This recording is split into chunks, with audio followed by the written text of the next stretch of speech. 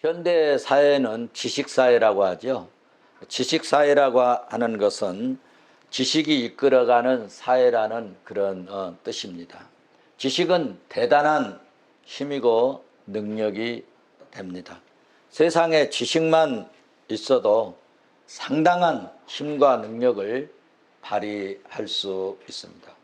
거기에다가 영적인 지혜, 하나님이 위에서 주신 하나님의 이 지식이 더해지면 세상을 뒤흔들어 버리는 그런 역사가 있을 줄로 믿습니다.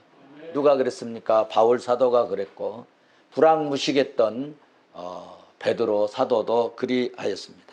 사도행전은 교회를 통하여 세상에 복음을 전하는 성령의 사역을 하는 일에 이해할 수 있게 할 뿐만 아니라 교회의 본질과 사명에 대한 아주 심오한 그런 통찰력을 우리에게 제시해 주고 있는 말씀입니다.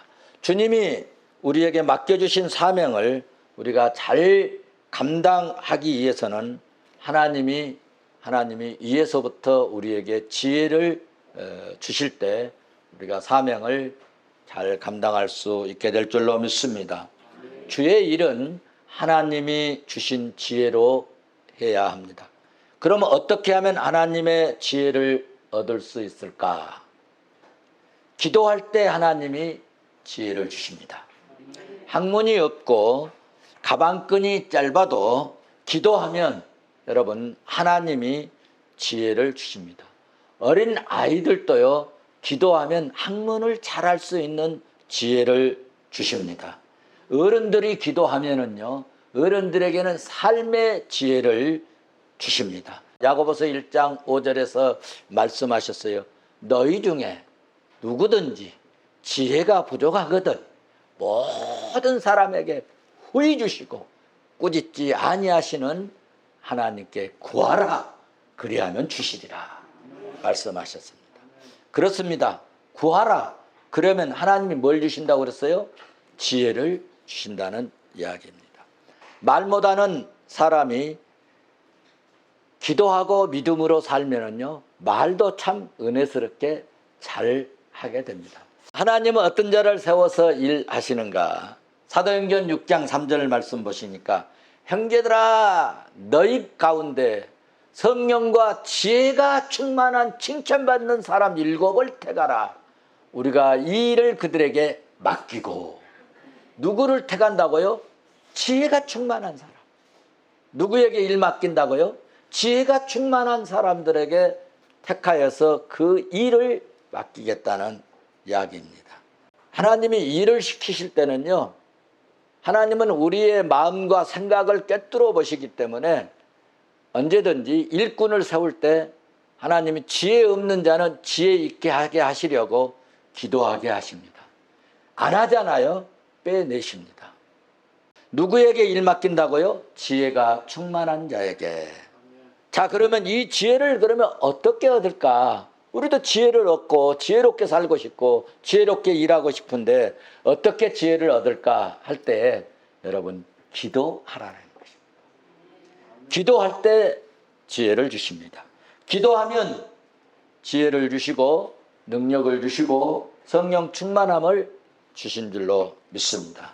기도한 사람에게는요 성령이 우리 안에 내주하시는데 기도하는 사람에게는 내주하신 이 성령이 기도할 때 역사하는 거예요. 기도할 때. 자동차도 가만히 놔두면 움직이지 않잖아요. 그런데 뭔가 키를 꽂고 작동을 시켜야 이게 막 돌아가면서 힘있게 가는 것처럼 바로 이 키, 믿음의 키, 능력의 키를 작동하는 것이 여러분 기도인 것입니다. 지혜로운 사람이 되려면은 그러므로 기도해야 됩니다. 기도하는 사람은 꿈을 꾸고 그러므로 뜻을 세웁니다. 우리가 잘 아는 사도 베드로도 사도행전 여러분 4장 13절 본래 이 베드로는 본래 어떤 사람으로 알았어요? 지식이 없고 학문이 없고 범인으로 정말 무식한 사람으로 알았는데 기가 막히게 지혜롭게 말을 한다는 거예요. 기가 막히게 논리적으로 이야기한다는 거예요. 할렐루야. 기도하니 이런 사람에게도 성령이 임재하고 성령이 내주하시고 성령이 내주하신 성령이 역사하니까 탁월한 지혜를 얻으니 정확한 논리와 지혜를 주셨다는 이야기입니다. 그래서 이 불황무식했던 이런 사람을 누가 잘 안 따르지 않습니까? 그런데 이렇게 불황무식한 사람에게도 기도하니까 논지를 주셔서 사람들을 설득할 수 있는 설득력을 주시고 리더가 된 것입니다. 예수님을 팔아먹은 가룟 유다 대신에 새로운 사도를 세워야 되겠는데 어떻게 이것을 설명해서 새로운 사도를 세울 것인가? 성경을 근거해서 명확하게 제시한 것을 여러분 성경에서 볼 수 있는데 여러분 1장 22절 23절에 말씀하고 있습니다. 베드로가 얘기합니다. 항상 우리에게 함께 다니던 사람 중에 하나를 세워서 우리와 더불어 예수께서 부활하심을 증언할 사람이 되게 하여야 하리라. 한 사람, 이 가룟 유다 대신 한 사람을 세워야 되겠는데 어떤 사람을 세울까 할 때 함께 했던 자가 부활을 증언할 수 있으니 그런 사람을 세워야 되겠다, 그런 이야기입니다. 23절을 보면 그들이 두 사람을 세우니 하나는 바사바라고도 하고 별명은 유스도라고 하는 요셉이, 하나는 마띠아다. 그래서 이 베드로 사도가 사도 하나를 더 세우는 일에 논지를 잘 얘기하니까 그 120명 모은 사람들이 그렇게 합시다 해서 한 사람을 세운 것이 마띠아라는 이야기입니다. 여러분, 기도하면 뜻을 세울 수 있고 기도하면은 여러분 지혜를 주시고 기도하면은 논지를 주십니다. 기도할 때 여러분 주의 능력이 임하는 것입니다. 기도하는 사람은 뜻을 세우고요. 그러므로 꿈을 꾸게 되는 것입니다. 꿈은 여러분 실제로 되지 않을 수도 있습니다. 그래서 여러분 꿈이라고 하는 것입니다. 그래서 여러분 꿈 깨시오 그런 얘기도 하지 않습니까? 꿈은 안 이루어질 수도 있고 실현되지 않을 수도 있어요. 그래서 꿈이라고 하는 거예요. 그런데 예수 믿는 성도들은 다양한 방법으로 나를 들어서 쓰시기 때문에 절망하거나 좌절할 필요가 없다는 것입니다. 왜냐하면 내가 이 꾼 꿈이 안 이루어졌어요? 하나님이 주신 또 다른 꿈이 우리에게 있다는 것입니다.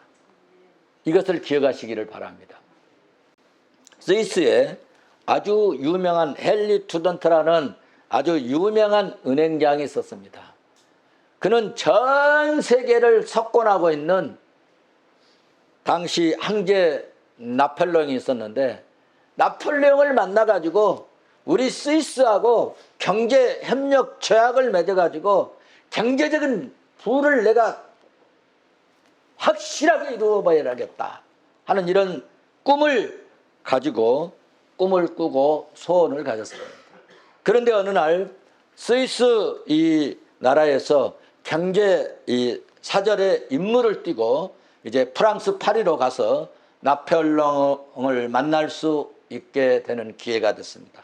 꿈을 안고 파리로 비행기를 타고 날아갔습니다. 도착을 했는데 공교롭게도 프랑스와 오스트리아 이 군대가 아주 치열한 전쟁이 일어나가지고 이 나폴레옹이 전쟁터로 출정을 하게 되어버렸습니다.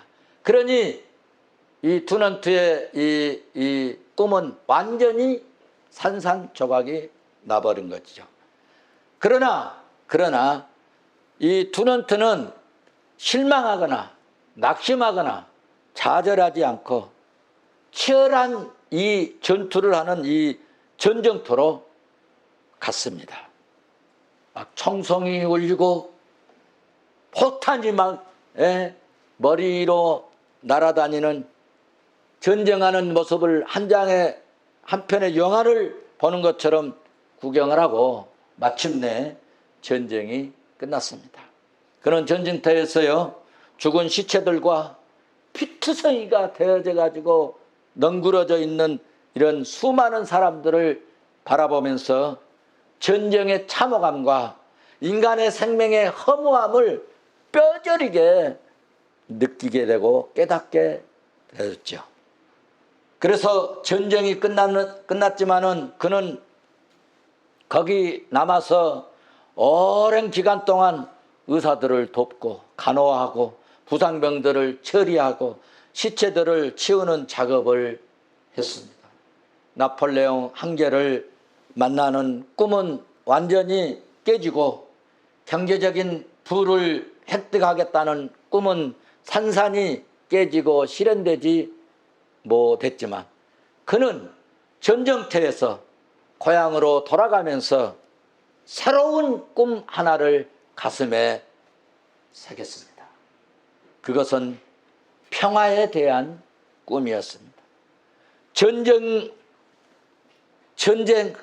정말이지 이 세상에서 전쟁은 없어야 된다. 전쟁은 없어야 한다. 그리고 부상당한 이들을 돕기 위해 어떤 일을 해야 된다라고 몇몇 가까운 친구들과 함께 한 가지 운동을 전개하기 시작했습니다. 어쩌면 우리 푸른섬 교회가 경찰 보고마 이 운동을 전개하는 것처럼 가까운 몇 사람들이 이런 운동을 전개하기 시작했는데 그 운동이 그 유명한 적집사가 된 것입니다.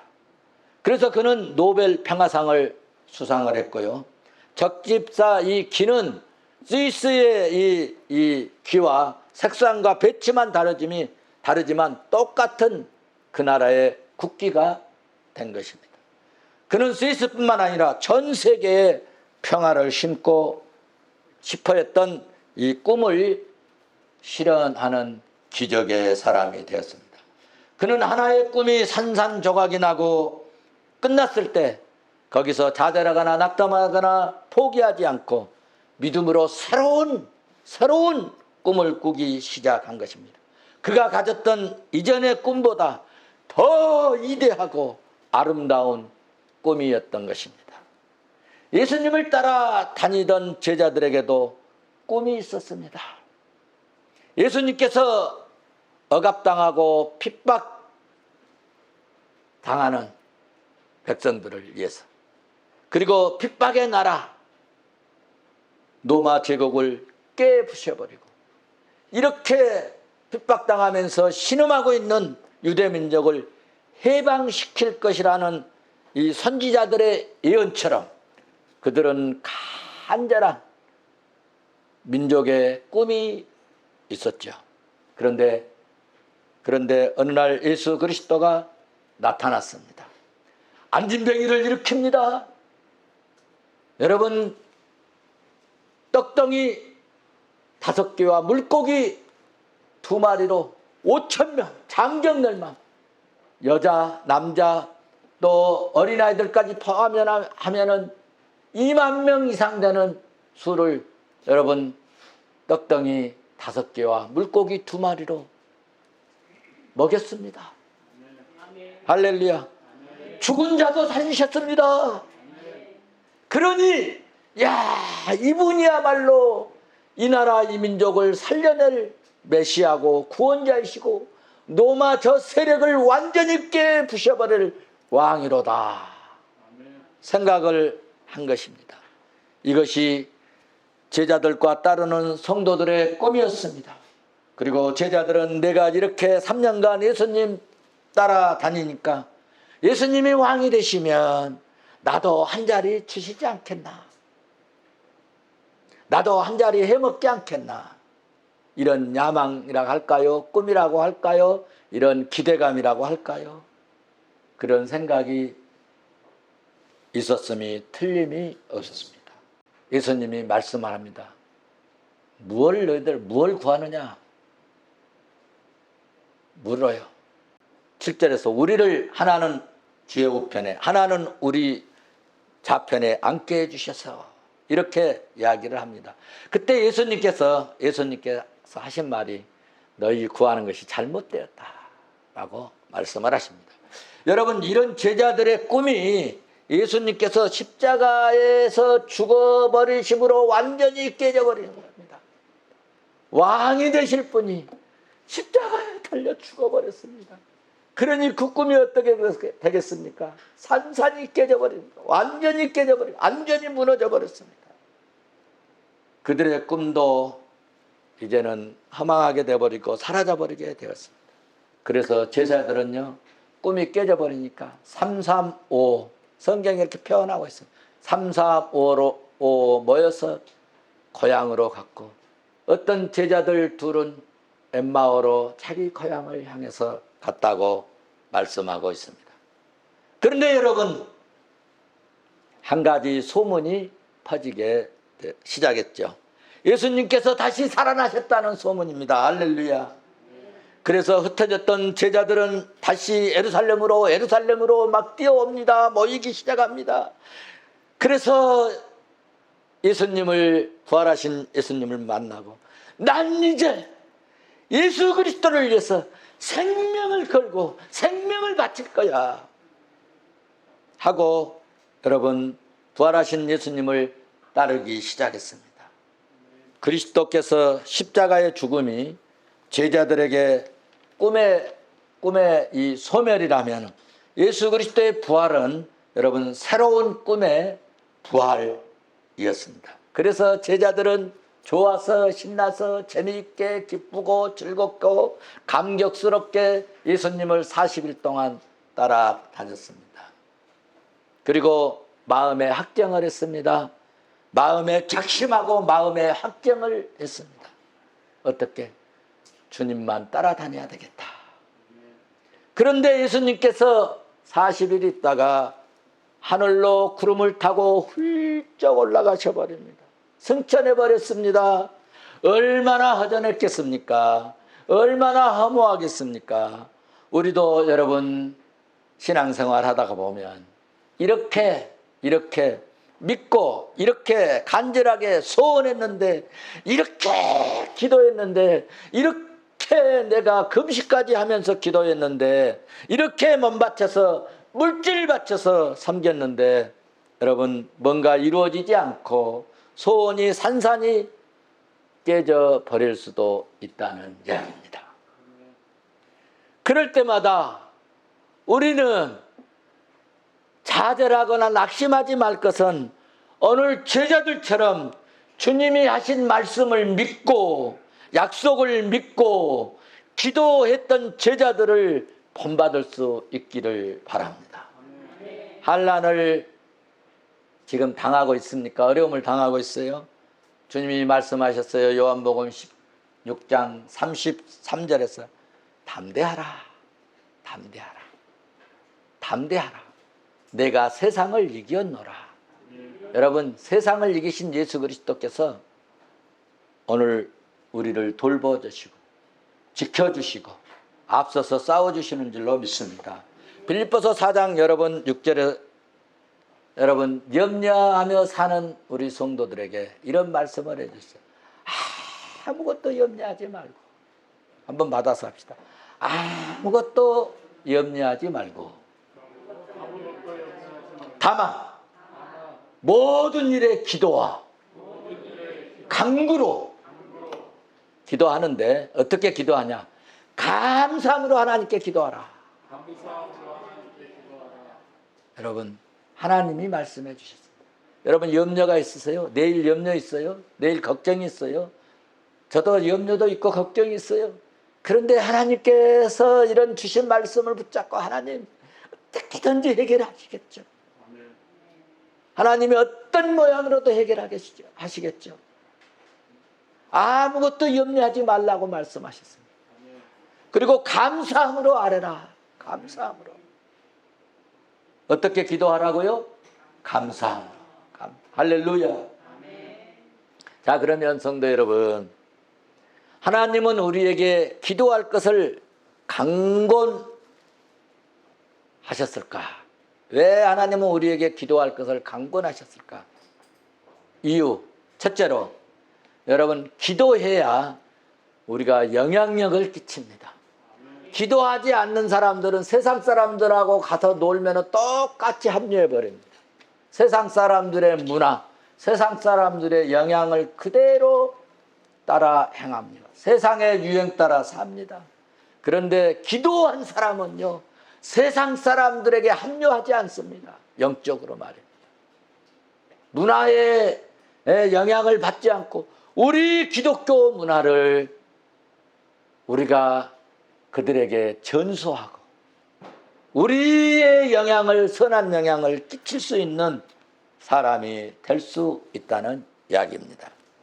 기도하지 않으면 항상 남의 의견에 끌려다니고, 기도하지 않으면 항상 남의 영향력에 끌려다니고, 근데 기도한 사람들은 말씀을 붙들고 아무것 염려하지 않고 기도와 간구하면서 내가 구할 것을 감사함으로 구하는 기도의 사람 되어서 그 사람에게 하나님 지혜를 주시고, 그 사람에게 하나님은 능력을 주시고, 그 사람에게 하나님은 은혜를 베풀어 주시고, 그 사람을 하나님은 들어서 끝까지 일하게 사용하신 줄로 믿습니다. 두 번째, 기도하지 않으면요 어떤 일이 생기냐? 급한 일이 생기기 시작합니다. 오늘 목사님 꼭 교회 전도하러 가려고 그랬는데요, 급한 일이 생겨가지고 못 가게 됩니다. 기도하지 않는 사람들은 자꾸 이런 일이 생겨요. 자꾸 이런 일이 생겨요. 주일날도 교회에 올라오고 그랬는데요, 오늘 급한 일이 생겨가지고요 못 왔어요. 중요한 일이 급한 일 때문에 밀려버리는 거예요. 어떤 사람에게 주로 이런 일이 생기느냐?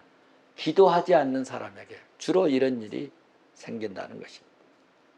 기도로 여러분 뜻을 세우지 않으면 마귀가 급한 일이라고 말하면 그 급한 일 하는 길로 달려가게 된다는 것입니다. 여러분, 중요한 일과 급한 일이 있을 때 여러분 중요한 일을 놓치지 않기를 주의 이름으로 축원합니다. 우리도 기도해야 합니다. 급한 일 생기지 않도록. 제가 우리 성도들에게 가정을 위해서 기도할 때요, 하나님 급한 일 생기지 않도록 은혜를 베풀어 주시옵소서. 세 번째, 기도할 때 여러분 기도하면은요 약한 것을 강하게 하십니다. 기도하지 않으면 항상 약점 생기고요, 약점 때문에 할 일을 못합니다. 12정탐꾼 봐보세요. 기도하지 않고 믿음이 없으니까 어때요? 자기 약점만 보이고 상대방 강점만 보이는 거예요. 상대방 보니까는 아주 네피림 후손들 막 깡패같이 보이잖아요. 우람하게 생겼잖아요. 그들을 나에게 비교하니까 나는 메뚜기같이 생각되었다고 얘기했지 않습니까?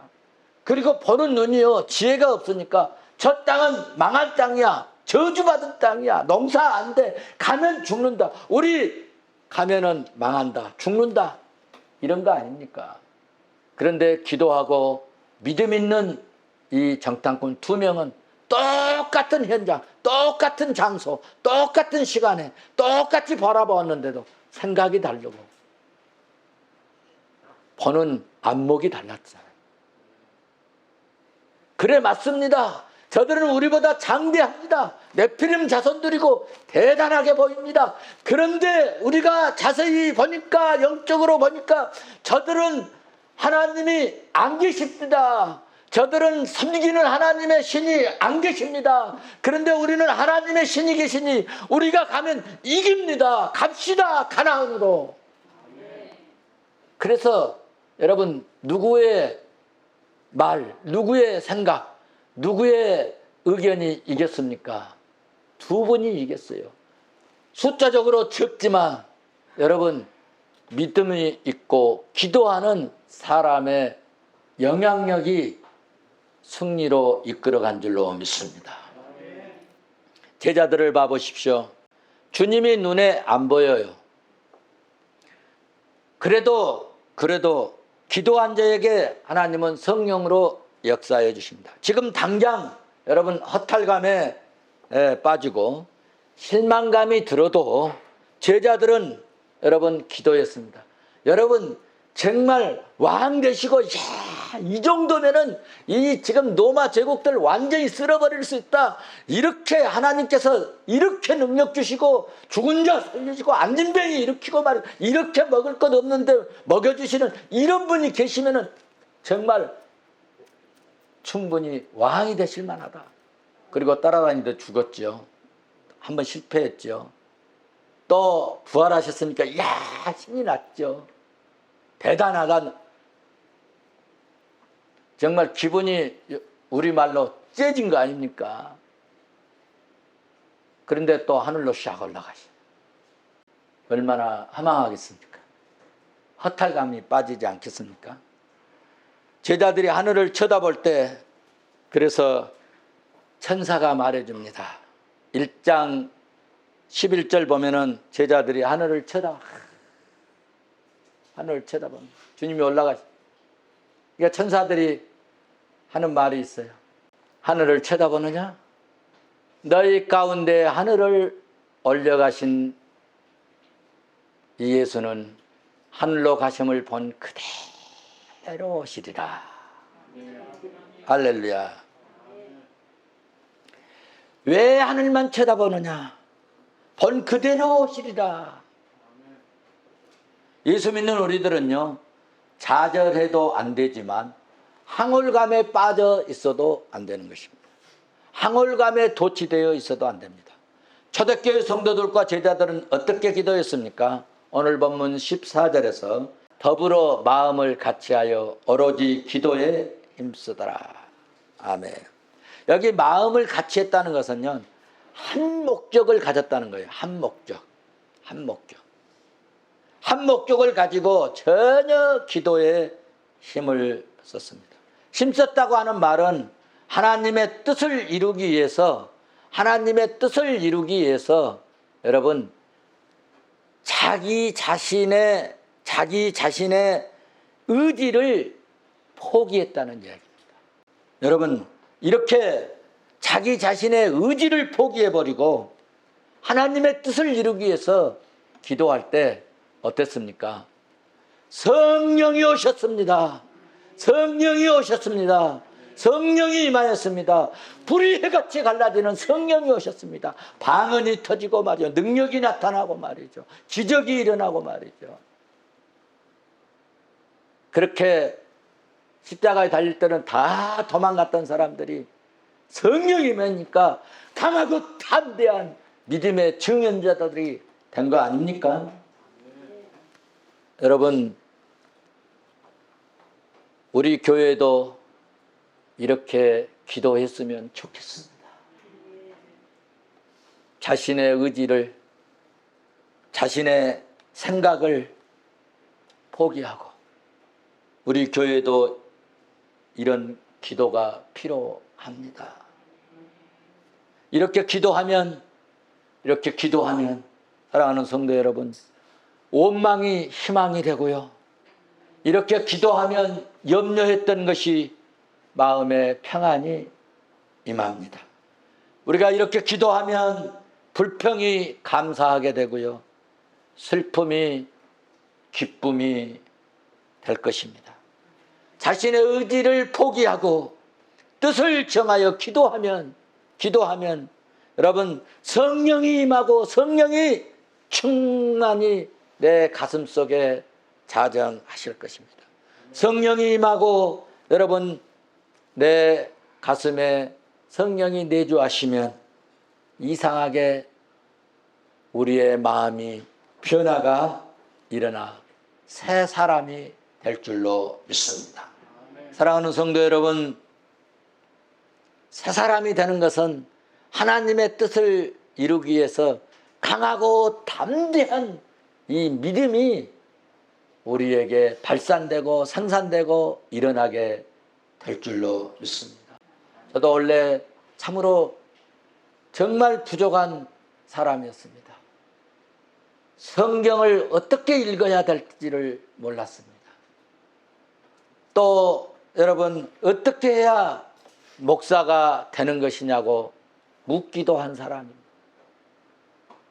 그런데 힘들고 어려울 때마다 엎드려 기도할 때 하나님이 그때마다 피할 길을 주시고 공급하시는 손길을 베풀어 주시고 그때마다 하나님께서 필요를 제공하시고 하나님께서 어쩔 때는 생각지도 못하는 다른 사람들이 생각지도 못하는 지혜도 얻기도 하였습니다. 사랑하는 성도 여러분, 오늘 베드로 제자들 그리고 120명의 성도들이 한결같이 마음을 모아서 전혀 기도에 힘쓴 것처럼 오로지 기도에 힘쓴 것처럼 우리도 정말 이런 원망, 불평 그리고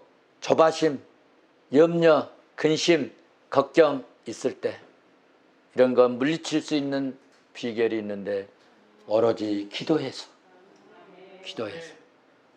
이것을 물리치고 우리 교회가 이렇게 작지만 이렇게 함께 뜻을 모아서 전혀 기도에 힘쓰면 여러분 14만 경찰도 복음화시키고 우리의 가정도 변화시키고 세상을 뒤흔들어 버릴 수 있는 이 요새가 우리 푸른성 교회가 될 줄로 믿습니다.